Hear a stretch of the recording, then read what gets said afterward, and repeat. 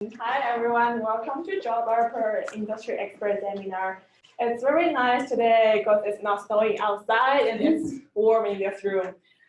Today is a special opportunity that we invite Mr. Michael Young to come to our Holland office to give us a talk about how to embrace challenges and industry trends as an international student.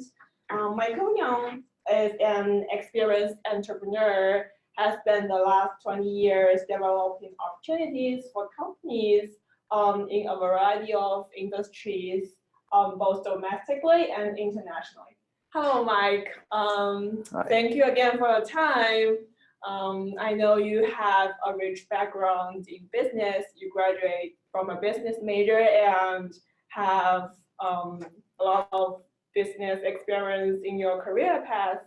Why don't we start from your first career opportunity and tell us how all your experience connect?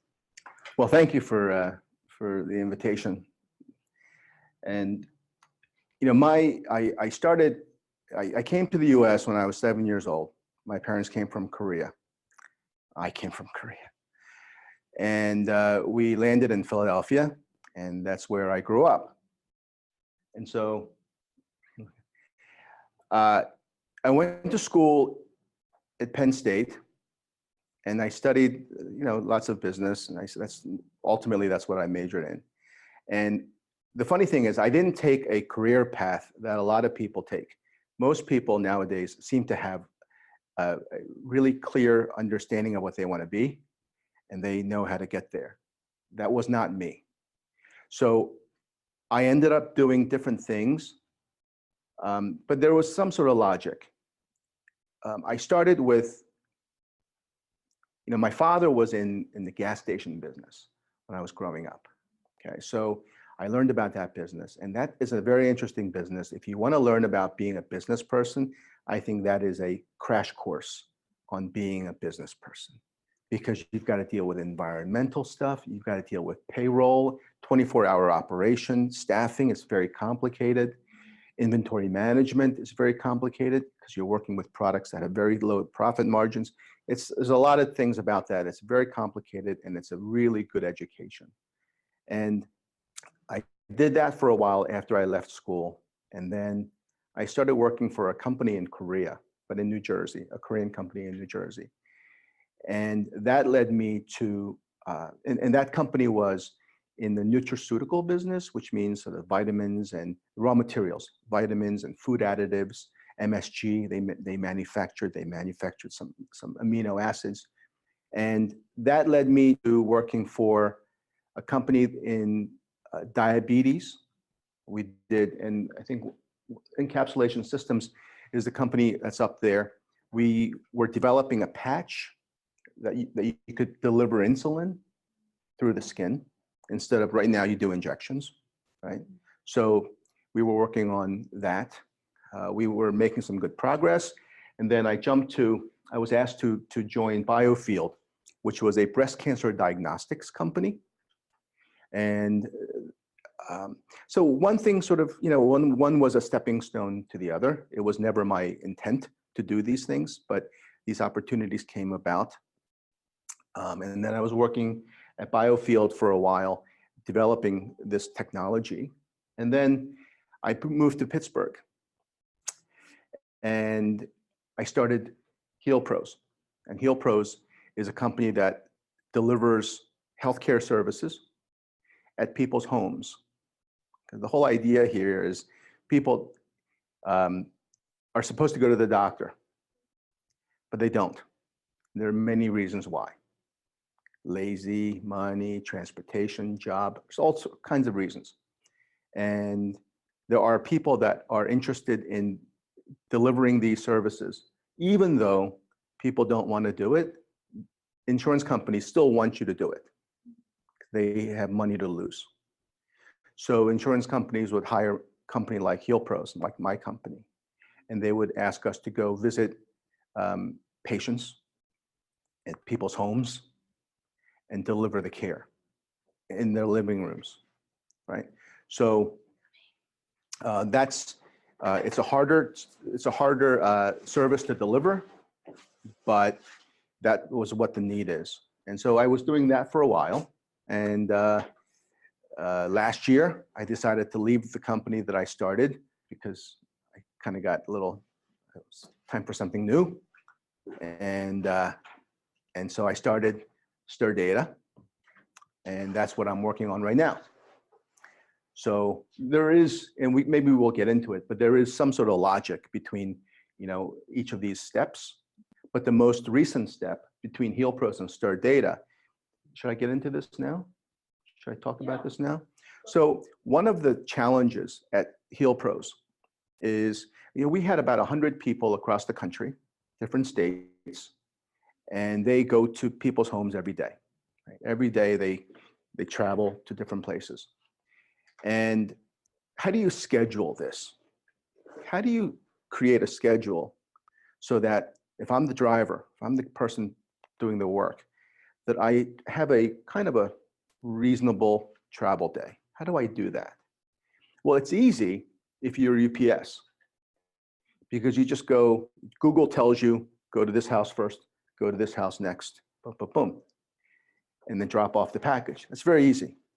But if you have to make an appointment with the person, I want this 9 o'clock, 10 o'clock, 11 o'clock appointment. Well, these people don't agree with your convenience. Right? They don't care that it's convenient for you. So they say, no, I can't do 10 o'clock. I can't do Tuesday. I can only do Thursday. That makes it very challenging. So that's the problem that we had. And at the company, we couldn't solve it. It was a very difficult problem to solve. So I decided to leave that company and start Stir Data, and that's where I solved that problem. So now I am getting close to providing that solution to not only my old company, but also other companies that are in a similar, that have the similar kind of challenges. So that's what I'm doing right now.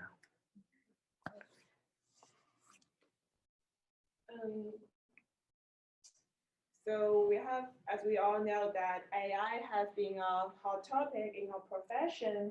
It's shuffling a lot of traditional industries, and the statistics shows more than 30 industries will soon be revolutionized by AI and machine learning. As an entrepreneur has been engaged in healthcare industry for decades, what do you think about this situation? Yeah, this is a big topic, and there's no short answer for this.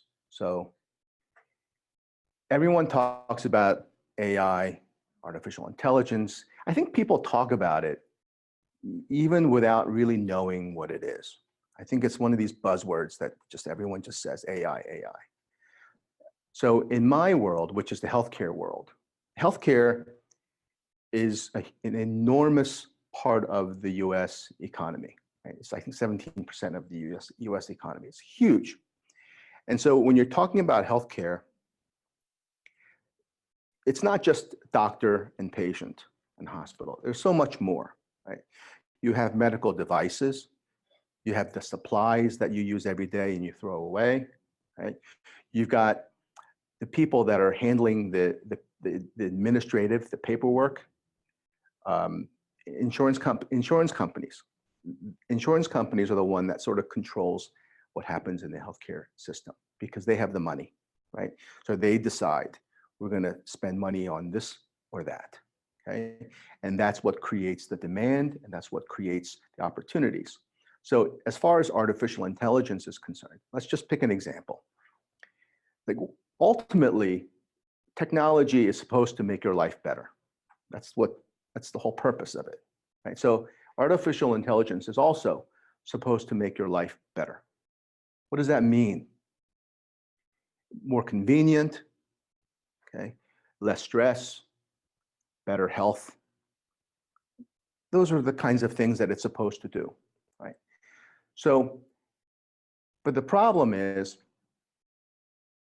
right now, if you want to feel better, you go to the doctor. Doctor gives you medicine, maybe. Well, he gives you a prescription, right? And then you have to go to the drugstore and you have to get the medicine. That's what you're supposed to do. And you have to take it. And you have to remember to take it tomorrow. These are all fail points. It seems easy, but this is where people fall. This is where people fail. Okay. So as an example, one of the things that they're using AI is your voice.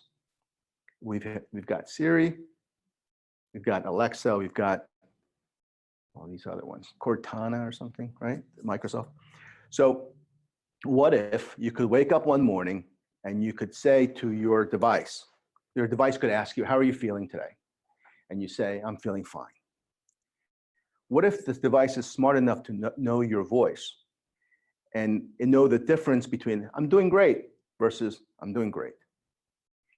If it can detect certain things about your voice, what does that mean? Well, it can then suggest maybe you have this problem or that problem. If it thinks you have this problem, maybe they can send you a test in the mail. You can take the test. And then the results will go to your doctor. And then if the doctor agrees with the test results, maybe they will send the prescription to the drugstore, and the drugstore will deliver the prescription to your house. All the things, and then maybe tomorrow it'll remind you to take it after breakfast.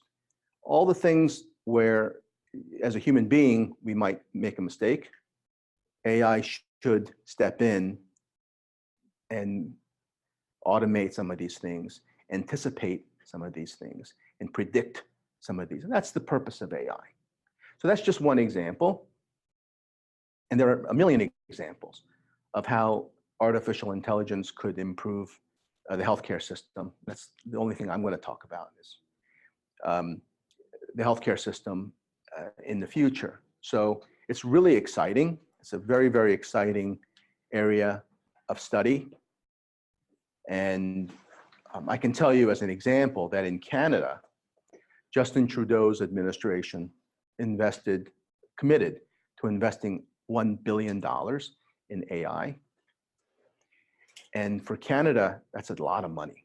It's a lot of money here, but it's really a lot of money there, given that they're only 10% of the population here, right? So I think everyone realizes this is where we're headed. And there's a tremendous amount of opportunity in healthcare, number one, AI certainly. And AI in healthcare, fantastic. You know. You want to give more examples to our students? Oh, this. Well, at Heal Pros, my last company, when our people go to people's houses to deliver service, what they were doing was they were taking pictures of the eye, of the retina, okay? Because we were providing what they call diabetic retinal screening. Okay, so people that have diabetes, I'm sure everyone knows what diabetes is, yeah? And probably some of your family members might have diabetes. It's not a good thing. But one of the challenges with diabetes is you get eye disease, okay? And you don't know it because there's no pain. Pain is a really important thing because that makes you go to the doctor. But if there's no pain, then you just chill out, right? So the eye disease, there is no pain. But if you have it and you don't know it and you don't do anything about it, you will go blind. So this is a picture of the retina. That's the back of your eye. And this is the same photograph of the left eye. I think there's a small filter. There's a filter that's on this. But what we're looking at when we provide that service is these are blood vessels, right? These are blood vessels. And people that have diabetes and they are having eye disease, these blood vessels will pop, okay? Will crack and leak blood. So you'll have blood spots. And it gets in the way of your vision. If they get large enough, it gets in the way of your vision. And over time, it gets worse and worse, and then you can't see anything. And that's the service that we were providing when we went to people's houses to do. So what we would do, so we developed a telemedicine platform. So the people that went to the houses, they're trained to do this. They're trained to take pictures of the eyes with this particular equipment that we give them. And And then the software sends the images to the ophthalmologist, the eye doctor. And in his comfortable living room, he looks at these pictures and says, this person has a problem, this person doesn't have a problem, things like that. Okay. So that's just a little example. So these are all great examples how AI has evolved in healthcare applications. And I know that running a company is not an easy thing. What's your experience in logistic management? Like, I think you already mentioned an example before, and how you organize all these process. Yeah. Well, with my company, and there are many companies like my company, they're similar because they have to go to people's houses. This idea of people going to the doctor, fine, some people do. Younger people, fine. But the population is skewing older, right? So as you get older, in the large bubble of population, of older population, those people, it's harder for them to go to the doctor, right? So many services are being designed where we go to your house to provide the service. Okay? So whether a nurse goes to your house to draw blood, they have many of the instruments that you find in the hospital and doctor's office. Now they're miniaturizing it so that they can be portable and you can take it to people's houses. Okay, so then, if that's true, then logistically managing sending people to different houses is very, very challenging, and that's what I was describing earlier. Right? So what happens is, in the real world, what happens is we get a list of 10,000 names. Let's say in Pennsylvania. Okay, mostly, as an example, most of them are probably in Philadelphia, and Pittsburgh, right? And they want us to go see all these people. So what do? You have to call them to make an appointment. So we don't call because there are people that do that for a living. So we hire a call center. The call center calls these people. Most people won't answer the phone. We know that, okay? And some people answer the phone and they listen to you and they say no. And some people say yes. Those are the important ones, okay? So when they say yes, then you say, okay, we want to come to your house. We want to do this. Then they say, how about Wednesday at 1 o'clock? The call center person on working the phone says, Wednesday, 1 o'clock, fantastic. They write it down. And they keep doing this. Well, when you do this, the guy that's working in Philadelphia, he looks at his schedule and he has to just go all over at 9 o'clock, 10 o'clock, 11 o'clock, 12. It just doesn't make any sense. But that's the reality. When you have a process like this and you're calling people randomly, pretty much, that's the outcome. And that's the logistical challenge that we're talking about. In my case, there are many logistical challenges, but the one that I know best is what I just described for you. Right? So, how do you design this process so that when I say 9 o'clock for you and you say 12 o'clock, you say 1 o'clock, it still is a sensible schedule, travel efficiently traveled for the worker. And the software that we developed at Stir Data is to say, we're going to schedule these appointments efficiently. Because if we schedule correctly, then the travel is automatically optimized. That makes sense? Right? Because if you say 1 o'clock and I don't want you at 1 o'clock, I want you at 3 o'clock or tomorrow at 3, I'm going to suggest to you, I can't do 1 o'clock on Monday, but how is Tuesday at 1? And you say no. How about Wednesday at 3? I'm going to give you suggestions, hoping that you will say yes to one of them. And if those suggestions are intelligently calculated, then when you say yes to one of those suggestions, and everybody else says yes to one of those suggestions, then the outcome is the worker has a simple, easy travel. That's the whole point of it. And that's the challenge that exists today for anyone who is working in this field.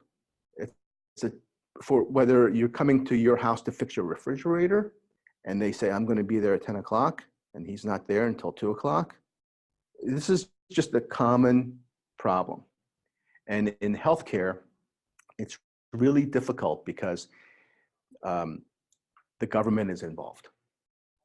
Medicare, when Medicare is involved and that's the government, and the government is involved, then everybody wants to be extra careful about providing really good service. And this type of logistical challenge has to be solved. Otherwise, more and more people are going to be pissed off, and it's going to be inefficient. And people working are going to be mad because they have to travel so much.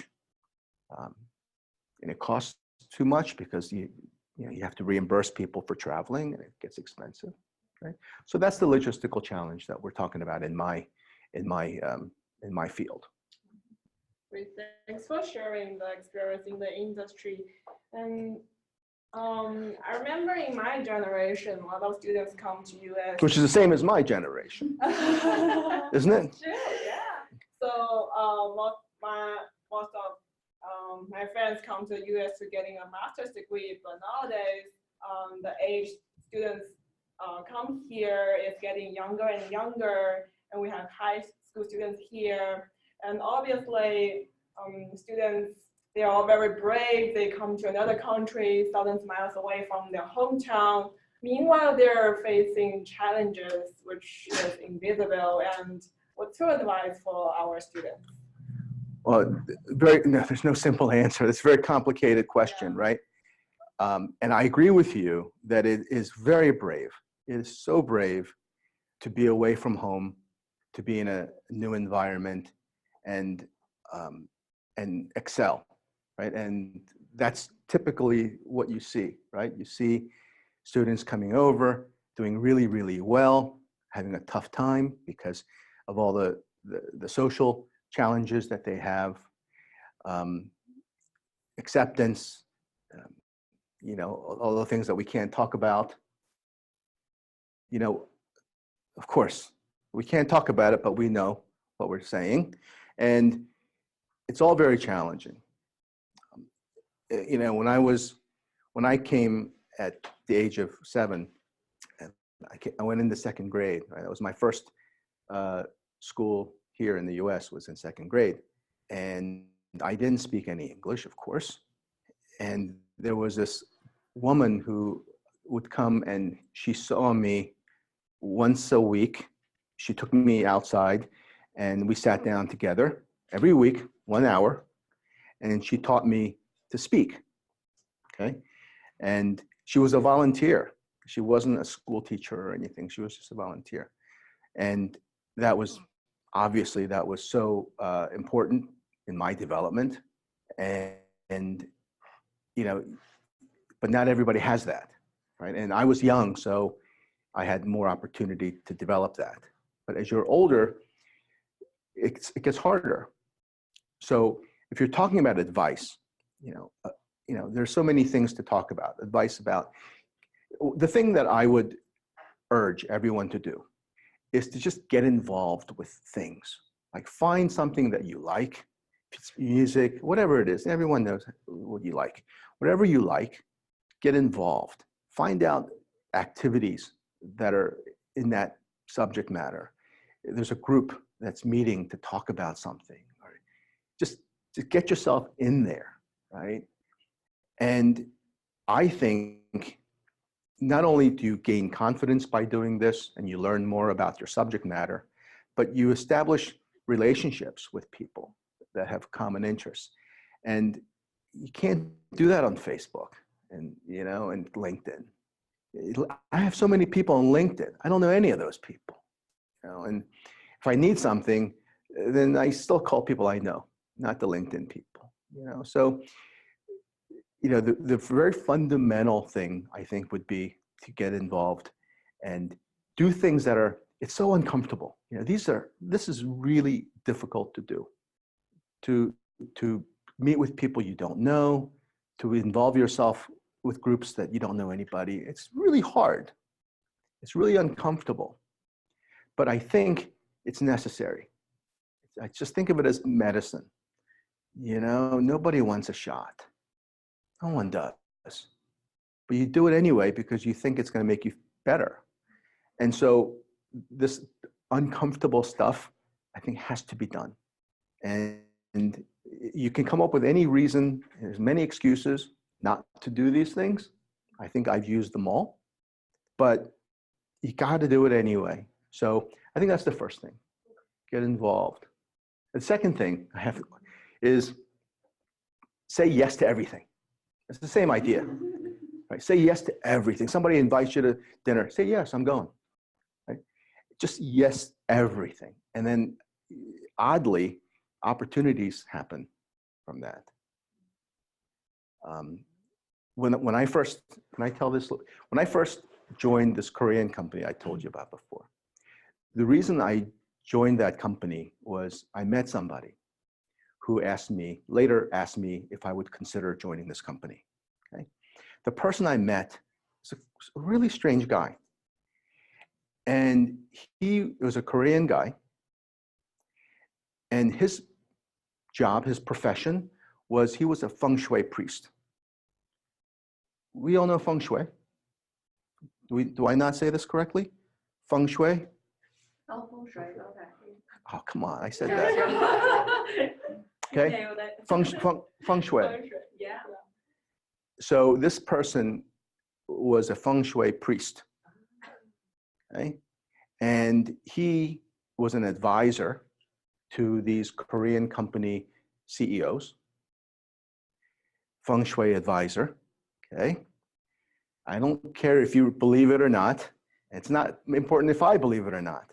That's what he did, and his clients, these CEOs of major corporations, called him to get his advice. And I met him, and we got to know each other. And at that time, this one Korean company was going through a really bad time. Okay? They were in legal trouble. Later, they made a movie of it, starring Matt Damon. That's right, Matt Damon. And the movie is called The Informant. Okay, obviously not a successful movie, but they made a movie out of it. This company was going through a difficult time, and this individual, the feng shui priest, asked me if I want to be involved. Okay? And it was really a strange thing to do, but I said yes. And it sort of, you know, gave me opportunities, and then next opportunity and next opportunity, you know. So that's just an example of, I think, just being open to new opportunities and strange opportunities, because you don't know where it's going to take you. You know, you're not going to be there forever. Whatever it is you do, you're not going to do it forever. So, so that's my story of saying yes to something that was kind of weird. And it was a interesting experience that allowed me working there, allowed me to travel back to Korea many times. So I can speak a little bit better Korean, because I go there, you know, for a couple of weeks or whatever, and speak a little better. That allowed me to travel to Shanghai and Shenzhen and Qingdao. It allowed me to travel a little bit, which was kind of fun. So anyway, that was my little story and my advice for just, you know, say yes to everything. Yeah, I'm going to try that. You're going to try that? Yes. Yeah, tonight. Good. So I believe what you have taught will benefit our students in a long way. And students at this age, they have lots of interests and ideas, but they don't have a clear orientation for the future, like college application, master applications. What would you say to our students? In terms of identifying a direction, you mean? Based from your experience, what would you like? How you develop your interest into your career? How you make clear what's your interest is, what you want to do in the future, and which brings you here? Yeah, I mean it's a very personal thing. Everybody has a personal way of deciding what they want to do, you know, and you know, I think it starts with what you like and what you're good at. I think you have to start there. The interesting thing about, you know, I'm going to talk about myself again, but you know, when I was a kid, I wanted to be a musician, right? Every Korean kid plays an instrument, right? That's not unusual. And I was pretty good at it, and I wanted to make a career out of it. But my parents were the typical Korean parents. They said, of course, that's ridiculous. Can't do that. It's not a job, right? That's a hobby, right? So, but what's interesting is you fast forward a few years, now it's not that unusual to see an Asian musician in you know, this, that, and the other, whatever, right? So the world changes. So, and so whatever you think is something you want to pursue, I think it's worth considering, even if it doesn't make sense today. You know, 5 years from now, 10 years from now, it's a different world. If I had only known that, I might not be here. I might be on stage somewhere, you know, but it's true. The world changes very quickly. So start with something you're good at, something that you really like, and then figure out what opportunities there are in that field. Again, coming from healthcare, God, there's just so much. If you like to talk, if you like people, if you like to interact with people, then you could become a clinician. You could be a nurse. You could be a nurse's aide. You could be any kind of service where you actually provide care. If you like IT, technology, there's so much technology in healthcare. You know, data, big data. Everyone talks about data. So if you like, you know, database management, data stuff, healthcare is filled with that kind of opportunity. And finance, you know, healthcare is all about finance. It's all about money. So I think healthcare is one industry where there are so many opportunities of different kinds. Okay, and then if you, but you know, I'm only focusing on healthcare because that's where I'm coming from. But there's obviously opportunity everywhere. Yeah, like on a PowerPoint, if like a lot of high school students, they like playing video games, they can transfer their interest to different options like storyboarding. If you're good at videos, you can do soundtracks. If you are good at social networking, you can do different things based on what your interest, because we have lots of industries like all around the area, and just go ahead what you like, and we will all success. And sports, the data analysis, this is an example I put in there because I met somebody recently. He's 23 years old. He came out of Cornell, I think. No, Syracuse. Came out of Syracuse. And his job is to analyze, he works for the Pittsburgh Pirates. Okay? And his job is to analyze data and predict who's going to get injured. It's his job. Okay, it's crazy to me. Okay, but he gets data. I mean, everything starts with data. So he collects data from different places, and other people are responsible for generating data. And he creates algorithms and different ways of analyzing all this data. And he gets to tell management the probabilities of this person getting injured, when, how, things like that. So what a great job. I want that job, you know? But that kind of stuff is there. You just don't, how would you know about it, you know? So. And the social networking, everyone looks at social networking as just something to do because you're bored. There's no value. There's no real value. And so we know that there's no real value in Facebook, right? But there are jobs there. Now companies have to go on Facebook and advertise, and companies have to do all the social media stuff because they feel like they have to. So they put money aside for this. So if you are good at it, if you're good at figuring out how to say something or how to present an idea that gets people to click on it. I mean, I get suckered into clickbait all the time, right? And I'm sitting there clicking all day long, and 1 hour has gone by. And it's because somebody was really clever. They made something look really interesting when really it wasn't, right? So somebody has to do that kind of work. So there's lots of opportunity, I think, and opportunities to do things that come from where you like, what you like, and what you're good at. I think that you start there. So as an entrepreneur, know that there are hard skills and soft skills.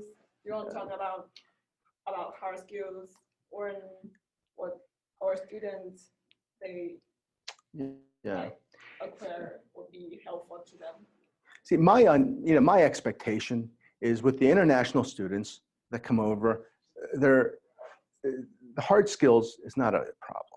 I think generally speaking, I'm sure there's exceptions, but I think, my expectation is that academically and the substance, I think we're pretty good at. I think we're pretty strong. So as an example, on the IT side, if you're going to go into it, just be good at all the things that you have to be good at. You can't ignore that, right? You have to be good at the basic things.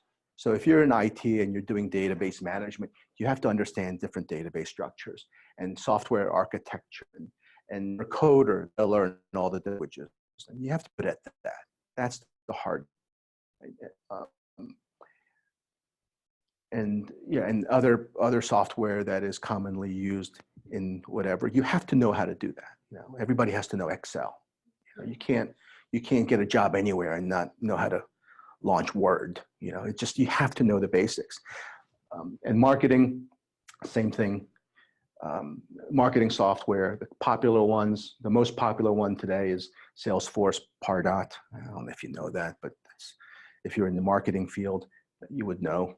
And being able to create great presentations and create clear communications and different kinds of media.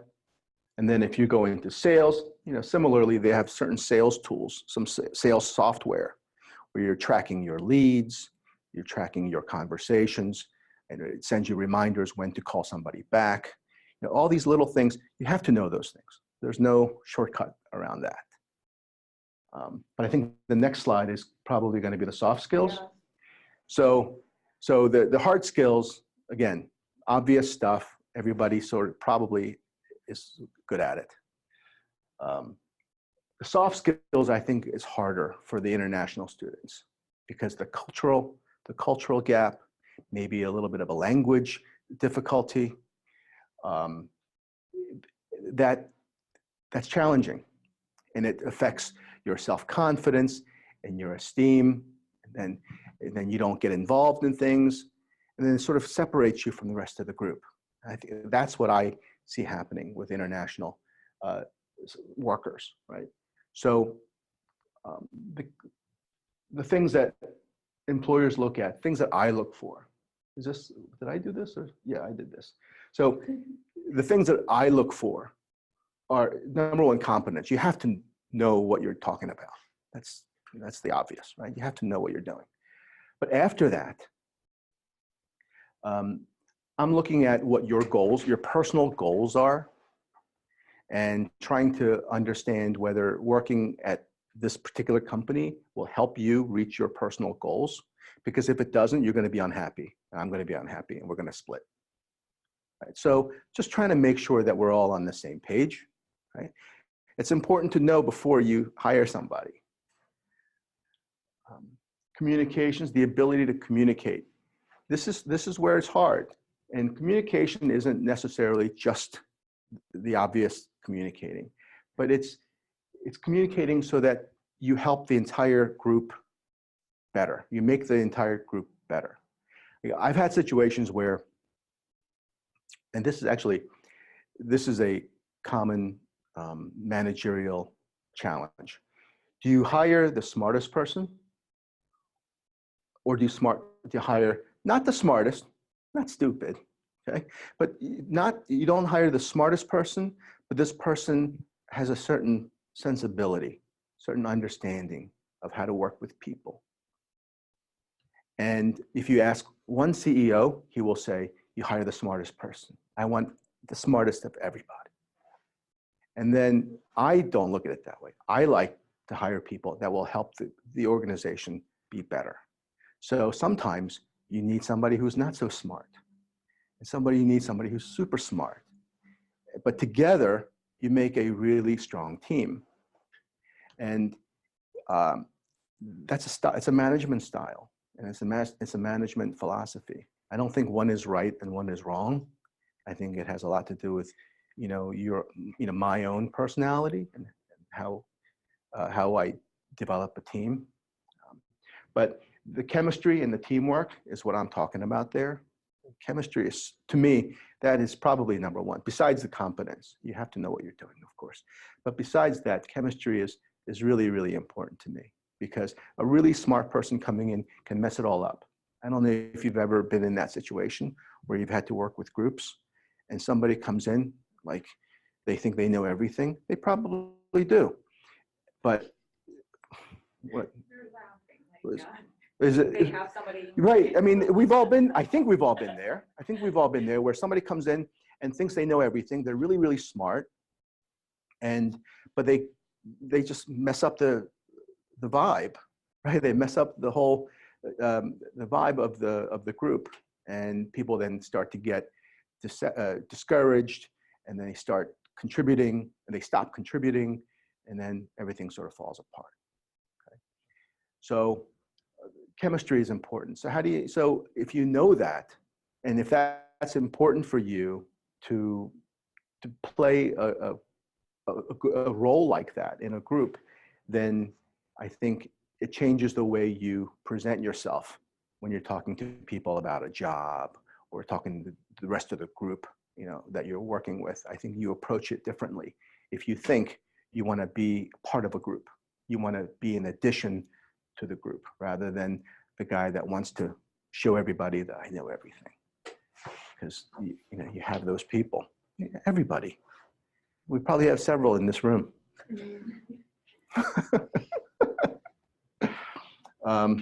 Creative thinker. Yeah, that's what it is. Just as it says, being able to solve problems and leadership. And to me, leadership is, you can't have too many leaders. You can't have many leaders in a small group, right? So you have to know when you're going to be a leader and when you're going to be a follower. And to be a follower, you have to be comfortable with yourself. Your ego has to be okay, right? So then your confidence has to be strong so that you can be a follower. And so all these things work together. And so you got to grow your self-confidence and then be able to step back and let somebody else lead until they mess up, and then you'll step in.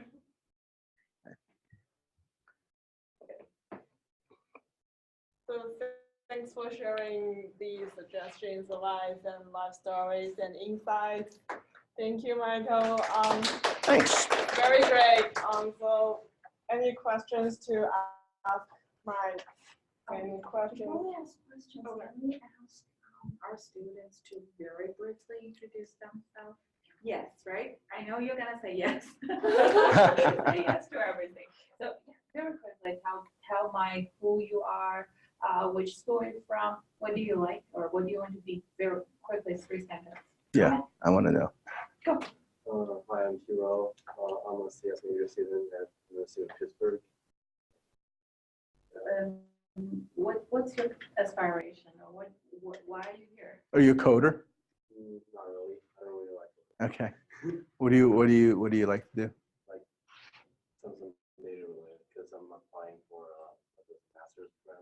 then was a data science. Okay, data, I talk about, I know we're going to, but the data stuff is particularly close to me because it's so hard.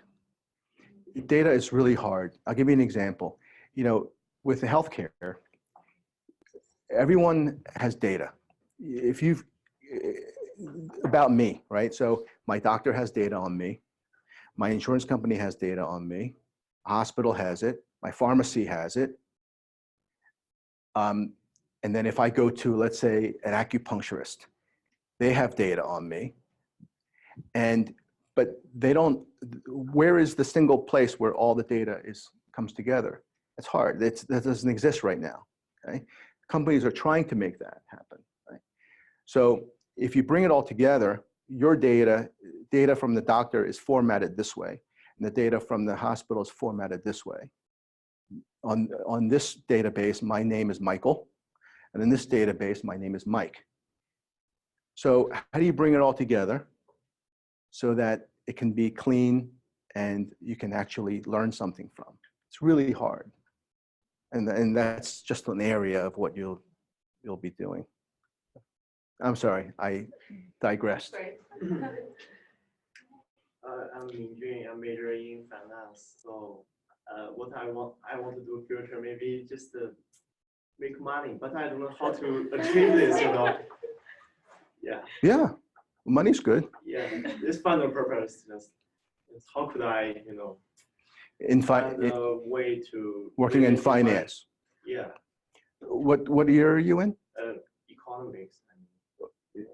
What year? Year 2. Of sophomore. What school? This is not a good school. Okay, so sophomore in economics, and you want to get into finance. Investments? Maybe. Okay. I mean, it's not an easy answer to give you, but there's many areas that you can go into. 那么我们非常感谢我们的 Michael 导师跟我们说了这么多，相信大家也受益匪浅。那么，我觉得 Michael 老师说了2个很重要的点，一个就是走出你的舒适圈。首先，我们说的这个舒适圈，我们要建立一个 networking。那你的 networking 不只是你同龄人的华人同学圈子，那么我们要更加去探索一些外面的世界和外面的人脉。那么，在这边跟大家简单说2点，一个比较有效的方式是参加 research 课，就是我们的课外活动。那么，首先大学申请的话，它本来不是一个只看你单一成绩的，它不是以成绩为单一标准，它还看你有没有决策力、领导力，你参加过什么课外活动。那么，在基于你兴趣、个人的特长跟你是什么样的项目也是非常的。那么你的文书也是需要体现让你的让大学官们去探索一个怎么样的人。那么如果是对工科有兴趣的同学和教育兴趣的同学呢，我们可以看一下可以从这个12人工智能教育的研究开始。那么它是一个含金量上高的项目。同学将会参加到第3学期，就是 AI 人工智能年会。参与 NSF 国家科学基金会的专项申请，同时还有机会参与发布2020 AI Open Source Learning 大学人工智能教育白皮书的申请。那么这些含金量非常高的课外活动呢，也是帮助你们拓展一个你自己视野跟一个交际圈的一个方式。那么第2个我们说到的，像我们的Michael 他是一个 industry mentor。那么我们 JobUpper 呢，定期都会举行各行各业的行业导师来进行这样一个讲座。那么我们登入后人 JobUpper 的 YouTube 的网站也可以，大家如果有兴趣的话，可以去搜自己感兴趣的行业。如果你们有兴趣想跟导师进行1对1的交流也是可以的。那也有同学说，我可能更适合从同龄人的榜样中明确自己的目标，知道怎么样向同龄人学习，我更乐于和同龄人交流。那么这个360 Harvard Body Program 呢，它是由哈佛大学的精英学生组成，他们有经济、商科、社会人文、理工科，就是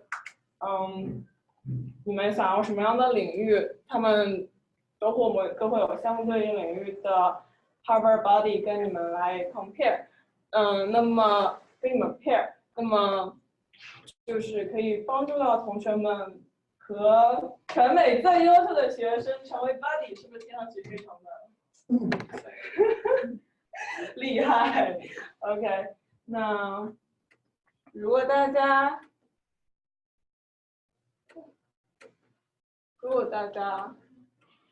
最后一页，那么非常感谢大家今天能够来到现场，来听我们 Michael 导师跟我们 share life experience and experience in industry。如果大家有兴趣的话，可以扫描我们的2维码。如果大家还有任何问题 ，Thank you again, Michael. All right, thanks everybody. Thank you. Thanks for letting me speak. Thank you.